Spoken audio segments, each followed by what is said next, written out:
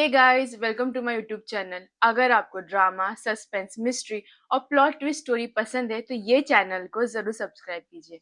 आज मैं आपके लिए एक रेडिट इंटरेस्टिंग स्टोरी लेकर आई हूँ। ये स्टोरी रिलेशनशिप ड्रामा से कम मिस्ट्री लगती है। तो चलिए स्टार्ट करते हैं। इसका टाइटल है मैं घर जल्दी आया और अपने फ्लैट में नेबर को देखा, लेकिन उसके बाद जो हुआ वो और भी ज्यादा सस्पिशियस था। इसका तो टाइटल ही बहुत ऑफ है। चलिए पढ़ते हैं। मैं एक बड़े अपार्टमेंट सोसाइटी में रहता हूँ जहाँ मल्टीपल बिल्डिंग्स हैं। हमारे सोसाइटी का एक कॉमन व्हाट्सएप ग्रुप भी है जहाँ रेसिडेंट्स अपने प्रॉब्लम्स और अपडेट शेयर करते हैं। कुछ टाइम पहले ग्रुप में एक मैसेज आया था और उसे पढ़कर मैं कंप्लीटली शॉक्ड हो गया। ये मैसेज सोसाइटी का एक रेसिडेंट ने लिखा था। चलिए उन्हें हम मिस्टर एम बुलाते हैं। उन्होंने ग्रुप में लिखा, हेलो एवरीवन, मैं ये मैसेज बहुत फ्रस्ट्रेशन और दुख के साथ लिख रहा हूँ। मैं यूजुअली सुबह 9 बजे से शाम 6 बजे तक ऑफिस में होता हूँ, लेकिन इस वेडनेसडे मुझे कुछ पर्सनल काम था, इसलिए मैं एक्सपेक्टेड टाइम से काफी पहले घर आ गया। जब मैं घर पहुंचा तो मैंने देखा कि मेरे ऊपर वाले फ्लैट में रहने वाले रेसिडेंट मिस्टर आर मेरे फ्लैट के अंदर मौजूद थे। मेरी वाइफ एक होम मेकर है और दिन भर घर पर अकेली रहती है। जब मैं घर में एंटर हुआ तो मेरी वाइफ काफी अनकंफर्टेबल और नर्वस लग रही थी। ओके, मतलब उनका ऊपर के फ्लैट वाला नेबर इनके घर पे था और इनकी वाइफ अनकंफर्टेबल और नर्वस लग रही है। ओके, नेचुरली मैंने मिस्टर आर से पूछा कि वो मेरे घर में क्या कर रहे हैं। उन्होंने जवाब दिया, वो मेरे बच्चे के साथ खेलने आए थे। मैं एक बात क्लियर करना चाहता हूँ, अगर किसी को मेरे बच्चे के साथ टाइम स्पेंड करना है तो वो मेरे प्रेजेंस में करे। जब मैं घर पर ना हूँ और मेरी वाइफ अकेली हो तब नहीं। बाद में मुझे पता चला कि ये पहली बार नहीं था। मिस्टर आर पहले भी बार कई बार मेरे एब्सेंस में मेरे घर आ चुके थे। मुझे ये सब काफी स्ट्रेंज लगा। ओके, तो वाइफ ने हस्बैंड को नहीं बताया, इसलिए मैंने अपना फ्लोर की सीसीटीवी फुटेज देखने की रिक्वेस्ट की। पहले तो सोसाइटी मैनेजमेंट ने मना कर दिया और जब मैंने इंसिस्ट किया तो मुझे बताया गया कि जिस टाइम पीरियड की फुटेज में देखना चाहता है वो अवेलेबल ही नहीं है। What? Bro, what are you talking about, man? मैं जानना चाहता हूँ कि ऐसा कैसे हुआ, सिर्फ वही फुटेज कैसे मिसिंग है और मुझे एक्सेस क्यों डिनाई किया गया। एक और इम्पोर्टेंट बात यह है कि मिस्टर आर सोसाइटी कमेटी के मेंबर है और उनके पास सिस्टम एक्सेस भी है। कुछ समझे दया। हाँ सर, इसका मतलब है। हाँ, इसका मतलब है आ, आ, आ। मैं कमेटी से जवाब चाहता हूँ। End of mister AIIMS message. जैसे ही ये मैसेज व्हाट्सएप ग्रुप में आया, सोसाइटी के रेसिडेंट्स रिएक्ट करने लगे। नेबर का घर पे होना इतना सस्पिशियस नहीं लगा मुझे, बट सीसीटीवी फुटेज का डिलीट होना ये थोड़ा सस्पिशियस लग रहा है। शायद दोनों इनोसेंट हो, शायद इसमें कुछ इनोसेंस वाला हो, कुछ गलत ना हो, बट बट कैमरा का फुटेज ना होना ये थोड़ा तो डाउट डालता है दिमाग में। कुछ रेसिडेंट्स ने तो ये भी सजेस्ट किया कि मिस्टर एम को पुलिस कंप्लेंट फाइल करनी चाहिए, लेकिन फिर सोसाइटी के एक कमेटी मेंबर ने रिप्लाई किया। उन्होंने कहा कि मिस्टर एम को ये मैटर पर्सनली मिस्टर आर के साथ सॉल्व करना चाहिए और सोसाइटी ग्रुप में ऐसे पर्सनल बातें डिस्कस नहीं करनी चाहिए। उसके बाद कुछ दिनों तक ग्रुप में कंप्लीट साइलेंस था। ओके, तो एक कमिटी मेंबर ने ग्रुप में मैसेज किया कि मिस्टर एम को ये मिस्टर आर के साथ पर्सनली डील करना चाहिए।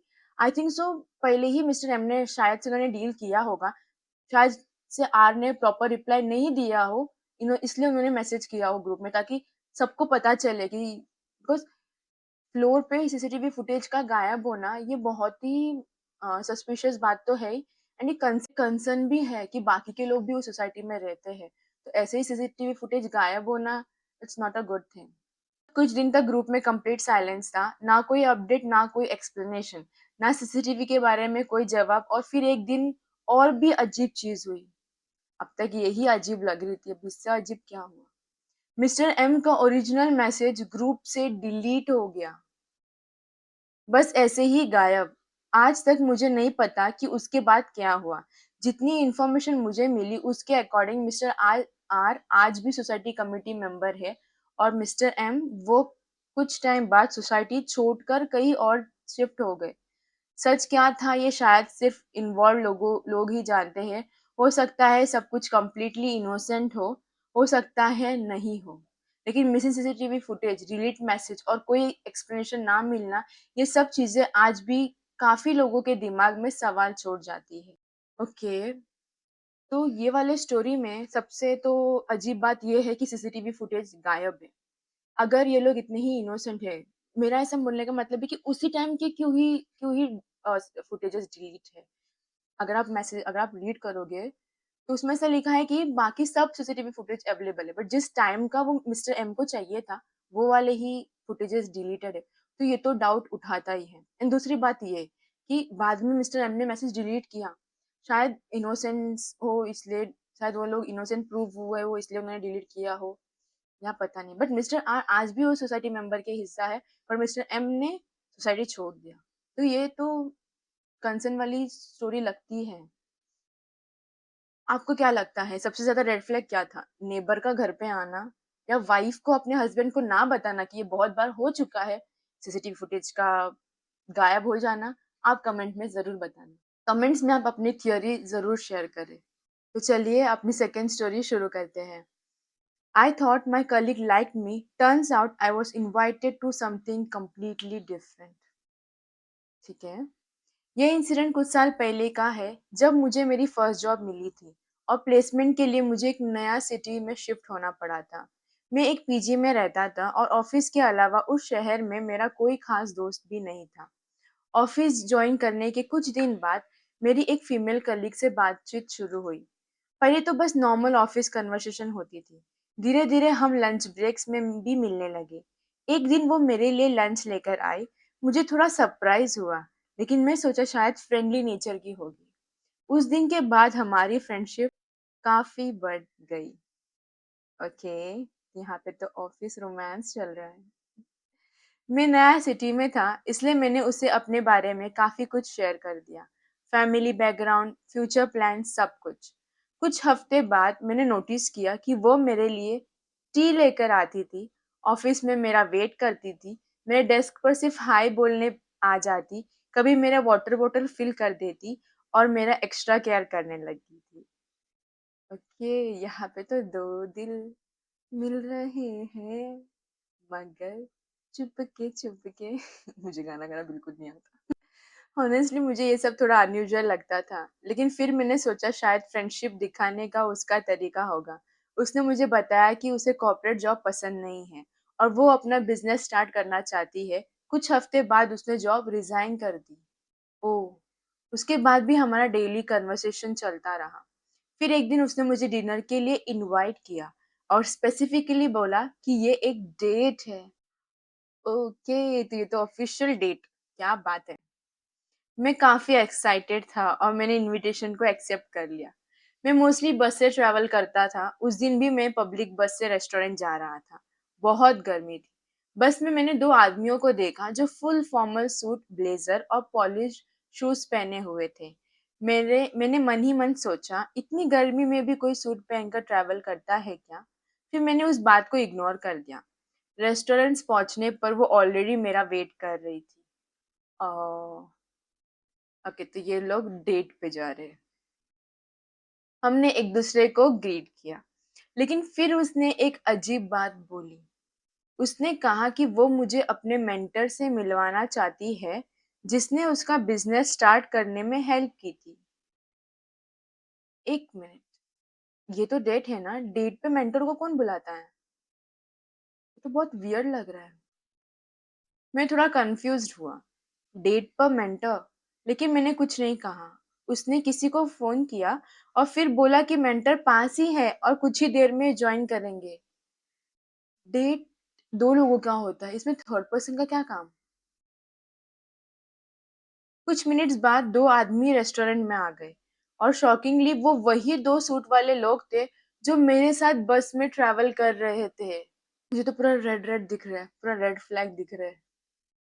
वो हमारे टेबल पर बैठ गए।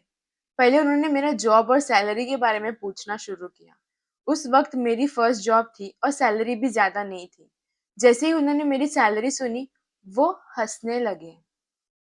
पहली जॉब की सैलरी शायद कम ही होती है बिकॉज़ मैंने जब पहला जॉब किया था मेरी सैलरी बहुत कम थी। तो इसमें हँसने वाली क्या बात है? सबकी लाइफ़ जर्नी अलग होती है, सबका करियर चॉइसेस अलग होता है।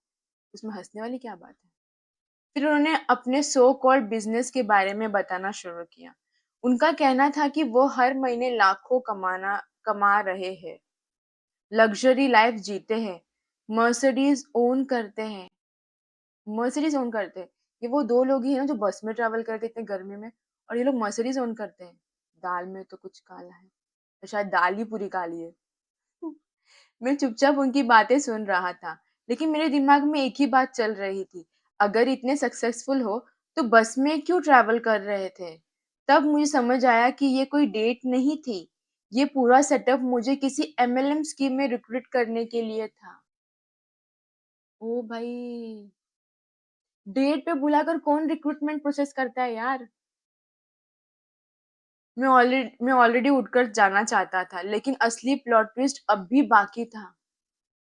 कन्वर्सेशन के दौरान मुझे पता चला कि उनमें से एक आदमी उस फीमेल कलीग का फियांसे था। मतलब वो डेट पे बोल के एक बंदे को बुलाई, उसने पहली बात तो उसको एमएलएम स्कीम बेचा, फिर उसके बाद उसका फियांसे भी था। फियांसे को लेकर दूसरे आदमी के साथ डेट पे जाना। यार ये लोग तो पक्का इसको फँसाने का पूरा प्लान करके आए हैं। लोग स्टार्ट से ही इसको फँसाना चाहते थे इन शॉर्ट। जिस तरह से वो पानी लाके देना, हाय बोलना, टी लाके देना, ये सब तो थोड़ा स्कैम ही लग रहा है। उस मोमेंट मुझे बहुत गुस्सा आ गया। मैं खड़ा हुआ और सीधा बोल दिया, मैं तुम दोनों को बस में देखकर आया हूँ, मर्सिडीज़ वाली स्टोरी किसी और को सुनाना। रेस्टोरेंट में ऑकवर्ड साइलेंस हो गया। फिर मैंने मैनेजर को भी इन्फॉर्म किया कि ये लोगों को बिज़नेस अपॉर्च्युनिटी के नाम पर बुला रहे हैं और फेक स्कीम सब बेच रहे हैं। शायद कुछ ऑर्डर भी ना करने वाले हो और आप लोगों का टाइम वेस्ट कर रहे हैं। इसने तो इन लोग की बैंड बजा दी। वो लोग इसको फँसाने आए थे बट इसने तो मुँह तोड़ जवाब दे दिया। वाह! Good one. उसके बाद मैंने उस लड़की की तरफ देखा और सिर्फ़ इतना कहा, ऑनेस्टली तुमने मुझे डिसअपॉइंट किया है। और मैं वहाँ से निकल गया। वो मेरे को बार-बार कॉल कर रही थी। उसने ये सब नाटक सिर्फ़ मुझे एक एमएलएम स्कीम में जॉइन करने के लिए की थी। उस रात मैंने उसका नंबर ब्लॉक कर दिया, सोशल मीडिया से उसे रिमूव कर दिया और फिर कभी उसे कॉन्टैक्ट नहीं किया। आज भी जब मैं उस इंसिडेंट को याद करता हूँ, तो सोचता हूँ, मैं डेट पर गया था, लेकिन वहाँ पहुँचने पर मुझे पता चला कि मैं एक सेल्स पिच का टारगेट था। ऑनेस्टली मुझे पैसे से ज़्यादा उस बंदे पे बुरा लगा कि फ़र्स्ट ऑफ ऑल वो नए सिटी में आया। उसके वहाँ पे कोई फ्रेंड्स नहीं थे और उसको वो बंदी मिली तो उसको लगा यार मेरे से मेरी अच्छी फ्रेंड बन रही है, हमारा फ्यूचर हो सकता है। बट वो बंदी तो इसको एक अलग ही रिक्रूटमेंट वाले प्रोसेस में लेके गई। एमएलएम जॉइन करना ये अलग बात है बट डेट बोलकर किसी को बुलाना और उसमें स्कीम बेचना, ये तो बहुत ही टॉप क्लास बंदे हैं। अगर अगर शायद वो बंदी पहले से उसको बोल देती कि यार मेरे को तेरे से कुछ डिस्कस करना है या शायद ये बंदा मान भी जाता या बात भी कर लेता। बट ये तो फुल ऑन स्कीम था इसको फँसाने का। तो गाइस आप लोग बताओ अगर अगर आपको कोई डेट पे बुलाता है वहाँ पे आपको एमएलएम का स्कीम बेचता है, तो भी आप क्या करोगे? सीधा उठकर वहाँ से चले जाओगे या वो लोग का नाटक झेलोगे? प्लीज़ कमेंट में ज़रूर बताना। गाइस प्लीज़ बताना आपको आज की स्टोरीज़ कैसी लगी? और अगर आपके पास भी ऐसी ही कुछ चटपटी स्टोरीज़ है तो प्लीज़ अपने तक मत रखिए। मैंने रेडिट में एक कम्युनिटी बनाई है जहाँ पे आप अपनी स्टोरी एनोनिमसली शेयर कर सकते हो। क्या पता मेरे अगले नेक्स्ट वीडियो में आपकी स्टोरी फीचर हो। तो अगर आपको ये वीडियो पसंद आए तो वीडियो को लाइक, चैनल को सब्सक्राइब और बेल आइकन को दबाना ना भूलें। तो मैं आपको मिलती हूँ नेक्स्ट वीडियो में एक न्यू अमेजिंग स्टोरी के साथ। तब तक के लिए बाय।